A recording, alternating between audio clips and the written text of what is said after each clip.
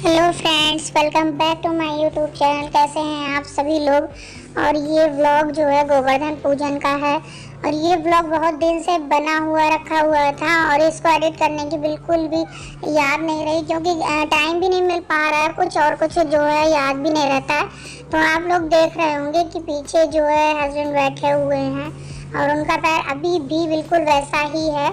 अगर में जैसे रहते हैं और वीडियो बन जाती है तो फिर आप मैंने मत करिएगा क्योंकि जो है पीछे से सब लोग ऐसे ही हो जाते हैं ना, इस तरीके से आते जाते रहते हैं। और छोटा वाला बाबू जो है वो आके सो के उठ रहा हुआ था, उठ के बैठा हुआ है।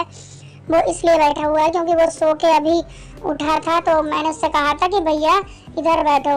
वो उससे मना कर रही थी मैं कि पूजा हो रही है तो तुम जो है देहरी पे मत बैठो।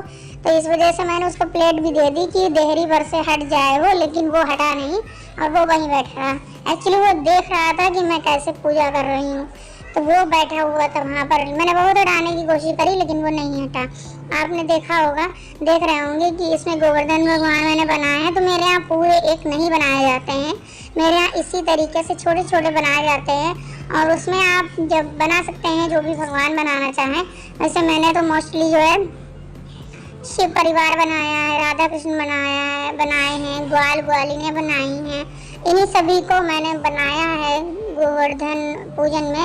और ये गोबर बहुत जरा सा मिला था क्योंकि जो है गाय का गोबर उस दिन मिलना बहुत मुश्किल हो जाता है। तो ये थोड़ा सा ही मुझे मिला था तो मैंने सोचा कि इसमें जो है गाय का ही गोबर से मैं बनाऊंगी जितने भी बन जाएंगे, और मैं भैंस का गोबर बिल्कुल भी इसमें नहीं मिलाऊंगी। तो मैंने सोचा इसी से ही मैं पूजा अपना मतलब गोवर्धन भगवान को बना लूँगी। तो मैंने इस तरीके से बनाया है। और हम कौन होते हैं बनाने वाला तो ऊपर वाला है, उसी ने हमको बनाया है।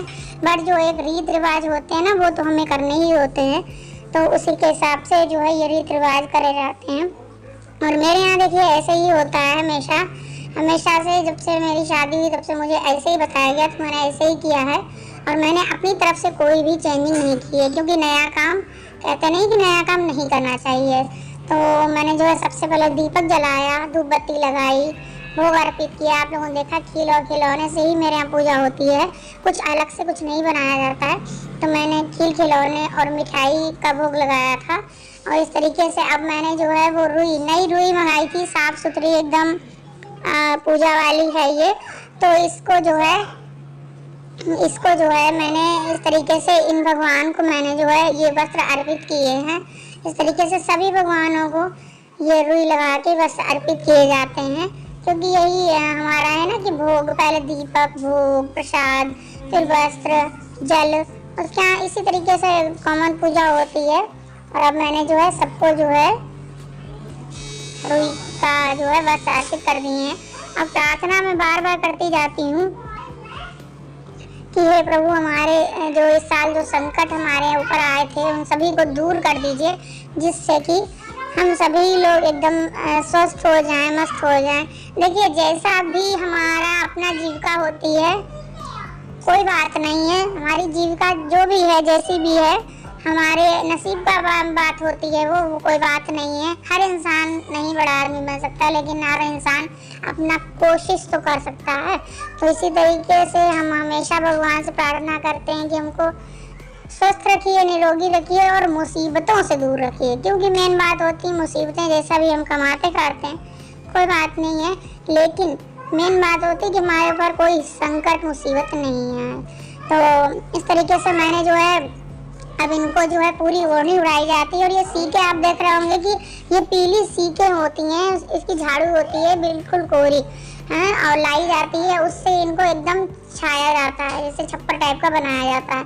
तो ये सीके मेरे पास कम थी क्योंकि मैं जो है जल्दी में ला नहीं पाई थी। करवा चौथ में ये लाई जाती हैं, पूरी झाड़ू मिलती है, लाई जाती है, मैं ला नहीं पाई थी। तो हुआ ये कि फिर मैंने सोचा इस चीज़ से काम चलाती हूँ, ज़्यादा फिर ज़रूरत नहीं है लाने की। और फिर सगुन की जो सीके हैं फिर इसी से ही मैंने छप्पर छा लिया। और फिर ये ओढ़नी ज़रूर उड़ाई जाती है क्योंकि ये ज़रूरी होता है। अब इस तरीके देखिए मैंने जो है यहाँ पे मैं गौरा माता को सुहाग अर्पित कर रही हूँ। और उसके बाद में मैं एक हाथ से कहते नहीं, एक हाथ से देते हैं और एक हाथ से लेते हैं। तो अर्पित किया है, अब ये उल्टे हाथ से ले रही हूँ। माता रानी सभी का सुहाग बनाए रखे, ये ऐसी हमारी कामना रहती है हमेशा।